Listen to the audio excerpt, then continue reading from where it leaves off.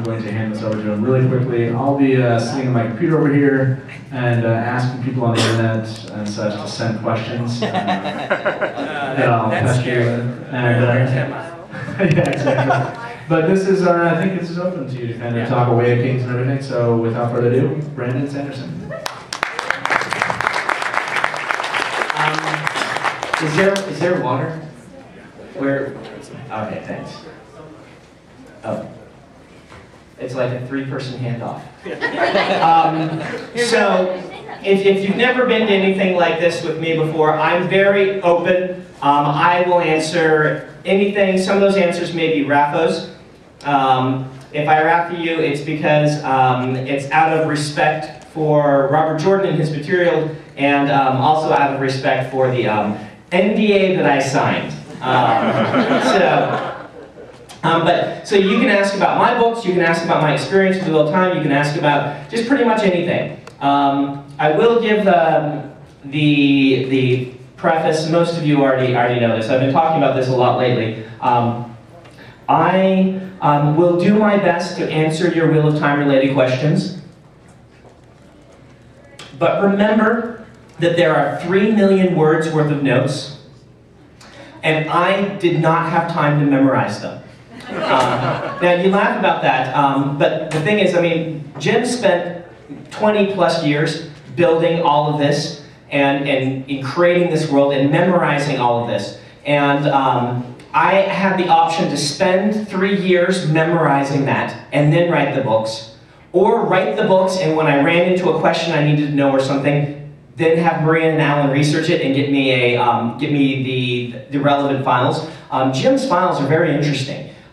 He'd like to make new folders for things, a lot of new folders. Like they give me a CD burned with all this stuff, and there's like folders inside of folders inside of folders inside of folders, and in that final folder there's like one file that has 2 paragraphs in it. And this was some way that he just arranged, you know, the way his brain thought.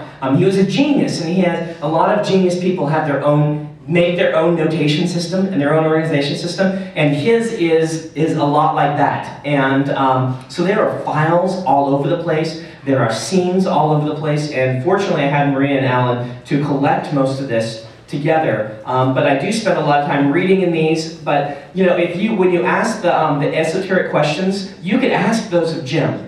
And he could just rattle off an answer, or he could raffle you and smile knowingly. I can give you general impressions on some of these things, but I can't give you specifics because the way I actually work and think is I work from notes. This is how I work on my own books. I go and I keep everything on the computer and in files, and that's how I think. If I need to answer a question, I go look it up. I'm not the type that can rattle off my favorite movie quotes. I just have them all written down so I can find them when I need them. Does that make sense? And so just to preface that, I'm not going to not answer your questions, but a lot of if you ask me the really esoteric ones, I will say, this is my impression. I would have to check the notes, or if it's one that I don't know enough about to even say that, I'll say MAFO, which is Ask Maria. Which is Maria and find out, which just essentially means we've got to go to the notes and figure it out. A lot of times when I'm writing a scene, what I'll do is I'll upload it, if that makes sense. Like I'll go and I'll read everything relevant I need to know. I'm like, all right, I need to know everything about Shanshan culture. I need to know a little about this. I need to know a little bit about transmigration. All of these things, everything that's important for that scene. I need to know these 16 characters, who they are, how they talk, everything like that, how they think. I'll upload that all into my brain. I'll write the scene, and then I'll wipe it and replace it with something else. And so you can get fragments of that when you ask me questions, but I won't always be able to give you the specifics. So let's just go ahead, let you guys ask me questions, and I'll do my darndest to give you answers. And I do have raffle cards with me, so for those who know what those are. So go ahead, what are you guys curious about? Okay. Is there a mic? I will repeat the questions. Okay, thanks. Okay, so the question that I have, it might be a little esoteric, but how do the Randlanders know that they get reincarnated? Okay, how do the Randlanders know they get reincarnated? That was on your little slip that you handed to me. There's a phone right here. Should there be a phone right here? Is that an IED? Would we do that to you? We need you to catch the series. Someone, if you lost a phone, it's right there. How do the Randlanders know that they get reincarnated? I actually, of all those little slips that I handed me, that was one of my favorite. Just because it is an interesting philosophical question. A couple things you have to keep in mind is they do have the heroes bound to the horn who do know a lot about this, which is where information could have come from. And we see a lot of,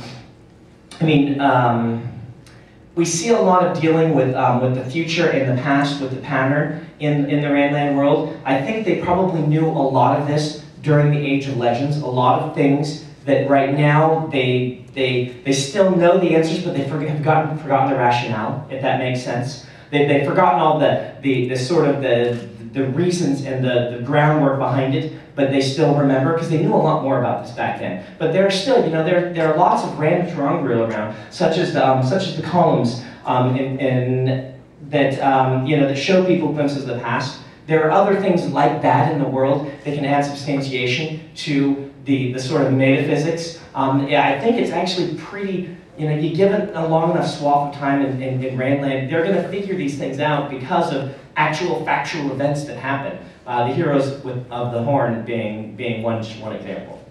But wouldn't somebody need to be reincarnated? Remember their... They talk to the heroes. Yeah, wouldn't someone, you can just have, if Brigitte says, yeah, everyone's reborn, I'm reborn this many times, everyone goes through that, suddenly you have a factual event to start a mythology for it. You have people you can talk to that can explain these sorts of things. Maybe there are people who were reborn that remember their past lives. I can't confirm or deny that specifically. To do that would be to confirm or deny whether Rand was going crazy or whether he was actually hearing Lucerne, which is not a lid. I'm not going to put the nail in that particular coffin. I'm not going to answer that one for you because Jim specifically left that unanswered through the books. And there are people on both sides that argue very strongly for either side. And that is, the thing about that is, people in world would argue about that too. That's not an answer, that's a question like, is there a God in our world? That you can find people who are going to argue on both sides. To answer that would be to answer the metaphysics of the Wheel of Time world in a way that I don't think is appropriate. So, you have what's written in the books. This is what they believe. This is what they say happens. We know, at least Brigitte remembers being reborn. Is it really happening?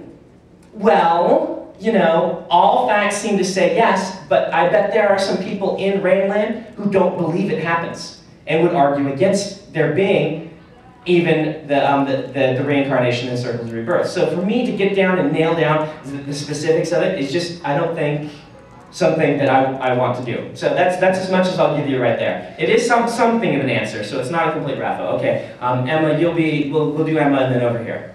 Okay, yeah, I was talking about Lucerne. About her opinion, did you write the last book in a way so that both opinions of Lucerne could still be real, or? Did I intentionally write the last book so that both opinions could still be real? Yes, I did. I can answer that one straight out. The instructions I was left, my personal beliefs on the Wheel of Time, having read it for so long, my knowledge of what Jim said, all came together and said, look, we can't close this. We can have Rand think what Rand thinks. And we can have Semiraj think what Semiraj thought. But one of the great things about the Wheel of Time is the unreliable narrator. Every viewpoint is wildly unreliable. Even the most reliable of them are wrong about things sometimes. And Jim reinforces this numerously. And so I did write it specifically in a way where you can have both arguments, and both arguments are good. I know what I think, but I'm not going to tell you what I think because even that might be stepping too far.